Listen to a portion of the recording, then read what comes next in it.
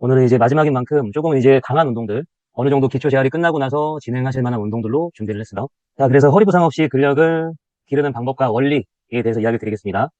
자, 이번 강의에서 배우실 내용을 간단하게 정리해보면, 우선은 기초 단계에서 하는 운동들이 아니에요. 어느 정도 이제, 불편함이 해결이 되고 나서 조금 강하게 하는 운동들을 알려드리려고 하고요.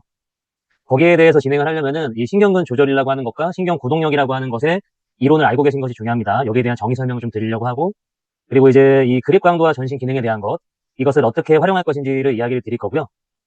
사실은 같은 얘기긴 한데, 이 방사라고 하는 것에 대한 걸 알려드릴 거고, 마찬가지로 이것은 신경근 구동력을 향상시키는 방법입니다. 굉장히 중요한 원리고, 그리고 한쪽으로 치우치게 하는 트레이닝에 대해서 말씀드리겠습니다.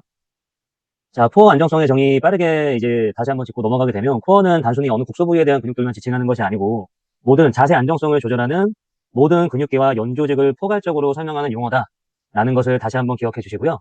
그리고 코어 안정성이라고 하는 것은 척추 제어에 영향을 미치는 힘에 저항하는 신체 능력이다. 자, 여기서 이제 크게 코어라고 하는 것은 그러면 두 가지로 분류할 수가 있는데, 하나는 로컬 코어, 다른 말로 이제 이너 코어라고도 하고요. 또 한 가지 같은 경우에는 글로벌 코어, 아우터 코어라고 합니다. 일정 강의에 설명을 드렸는데, 이 의미가 전달되기에 로컬이나 글로벌보다 이너나 아우터가 개인적으로 조금 더 마음에 들어서 이렇게 표현한다고 말씀드렸고, 이너 코어, 로컬 코어 같은 경우에는 흔히 이야기하는 네 가지 코어 근육을 이야기를 합니다. 동적인 상태보다는 정적일 때 조금 더 중요한 안정화 근육이고, 동적인 상태와 부하가 강해지게 되면 이너 아우터가 둘 다 중요하게 되고요. 자, 이너 코어 네 가지 같은 경우에는 멀티피더스, 그리고 횡격막, 그리고 복행근, 그리고 골반저근 이렇게 네 가지가 있고요. 그리고 아우터 코어 같은 경우에는 이 흔히 척추를 감싸고 있는 큰 근육들을 지칭할 수도 있고요. 또 다르게 표현을 한다면은 이 그런 근육들의 집합체를 이제 이야기를 할 수도 있습니다. 그러한 것들을 흔히 이제 근막경성 같은 걸로 포함을 이야기를 보통 하게 되죠.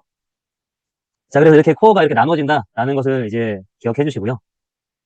자, 신경근 조절과 신경 구동력에 대해 설명드리면은, 신경근 조절이라고 하는 것은 신경계와 근육계의 협응을 통해 움직임을 정확하고 안정적으로 수행하는 능력. 이렇게 얘기하면 조금 이제 애매한 것 같고, 쉽게 말해서 신경근 조절은 우리가 어떤 정적인 상태든 동적인 상태를 할 때든 이제 이상적인 근육들의 활성화가 있잖아요. 그런 건 좀 다양할 수 있다고 하지만 과학적으로 어느 정도 밝혀진 기준이라는 게 있죠. 그러한 기준 내에서 근육들의 활성화가 적절하게 일어나고 있는지를 보는 것이 신경근 조절이 좋다. 보통 이렇게 이야기를 합니다. 그래서 신경근 조절이라고 하는 것은 그 근육들의 출력의 질과 쓰여야 될 때 쓰여야 되는 그런 타이밍 같은 것을 이야기를 하는 거고요. 그리고 신경 구동력 같은 경우에는 신경근 조절 안에 포함이 되는 용어로 생각할 수가 있는데, 이제 저희가 상급 코어 운동을 하게 되면 더욱더 중요해지는 게 뭐냐면, 근육의 질과 타이밍 당연히 중요하긴 한데, 그 더 높은 부하에 대응하기 위한 근육들의 이제 출력이 엄청나게 중요하게 됩니다. 그래서 신경 구동력 같은 경우에는 출력의 강도를 의미하는 것이다라고 생각해 주시면 좋을 것 같습니다. 이러한 출력의 강도를 조절하는 것은 이제 중추신경계에서 뇌와 척수에서 만들게 되죠. 그래서 저희가 이번 수업 시간에 어떻게 하면 이런 외력에 대항할 수 있는 신체를 만들기 위해서 신경 구동력을 극대화시킬 것인가, 이런 전략들에 대한 것도 한번 이야기를 들어보려고 합니다. 제가 이제 앞서서 이제 빅3 운동도 설명을 드렸지만, 이제 초기에 허리 골반 안정화에 좋은 운동들을 설명을 드리면서 제가 빅3를 설명을 드렸는데, 빅3에서도 일단은 데드버그가 포함되지 않습니다. 그리고 제가 경험적으로 운동 순서를 정한다라고 한다면은 사이드를 먼저 하고, 그런 다음에 엎드린 자세에 대한 운동을 하고, 그리고 나서 이제 슈파인 자세로 넘어가는 것이 어떻겠냐라고 말씀을 드렸고, 데드버그 같은 경우에는 특히나 이제 복부에 힘이 들어가는 것도 어려워하시는 분들이 많은 것뿐만 아니라, 특히나 고관절 이슈가 있는 분 같은 경우에는 이걸로 바로 좋아지는 분이 개인적으로는 많이 없습니다. 물론 더 잘하시는 분들 같은 경우에는 즉각적으로 조절하는 경우가 있긴 하겠지만, 그거는 이제 선생님들끼리는 조금 더 뭔가 정리가 잘 될 수 있거든요. 근데 실제로 몸이 아픈 회원들 같은 경우에는 데드버그를 먼저 하면서 그런 걸 조절하기가 좀 어렵습니다. 특히나 고관절에 대해서 경험적으로 많은 어려움이 있었고, 그런 분들 같은 경우에는 오히려 데드버그를 노출시키면 악화되는 경우가 많은데, 사이드나 프론을 먼저 진행하게 되면 고관절이 되려 편해지는 경우가 많고, 그래서 정리하면 제가 사이드 프론을 먼저 운동으로서 활용을 하는 게 좋다라고 이야기를 드렸습니다. 그래서 상급 코어 운동으로 데드버그를 오늘 준비를 한 건데, 데드버그 같은 경우에는 특히나 이 로컬 코어에 대한 활성화가 굉장히 중요합니다. 앞서 말씀드린 그런 이유 때문에 여기서 조금이라도 엇나가는 게 나온다라고 한다면은 복부의 활성화로 인한 그런 근육의 그런 그 활성화가 안 되는 것뿐만 아니라 불편함을 감소시키기 위해서 그런 동작상에 구현돼야 되는 근육군들이 있는데, 그런 것들의 미스들이 회원의 불편함을 악화시키는 경우가 많기 때문에 더더욱 중요하다는 것을 조금 말씀을 드리고 싶고, 뭐 이런 이제 아티클에서 이런 데드버그가 좋다라고 얘기하지만 실제로는 지금 말씀드린 것처럼 조금 후반부에 하는 게 좋다라고 이야기를 좀 드리고 싶고요. 그리고 이제 이 데드버그를 할 때 그냥 막 하는 것은 좋지가 않죠. 뒤에서 이제 그러한 것들을 시연하는 맥길 박사님 영상이 있어서 제가 가져오긴 했는데, 절대적으로 제가 맥길 박사님의 어떤 방법에 대한 걸 얘기하는 게 아니라, 그동안 이제 여러 학자들의 의견을 종합해서 하는 입장으로서, 저는 어느 하나의 의견을 연구하고 주장하는 사람이 아니라 좋다고 하는 것들을 모아서 실무에서 결과를 내야 되는 포지션이잖아요. 그러다 보니까 여러 유명하신 분들이 있는데 그런 것들을 종합적으로 봤을 때 하고 있는 것들이 있거든요. 그런 면에서는 박사님께서 하는 방법이 로컬 코어에 대한 것들에 미스가 좀 많다고 생각을 했고 실제로 그렇게 시연을 하고 계신 모습을 좀 봤습니다.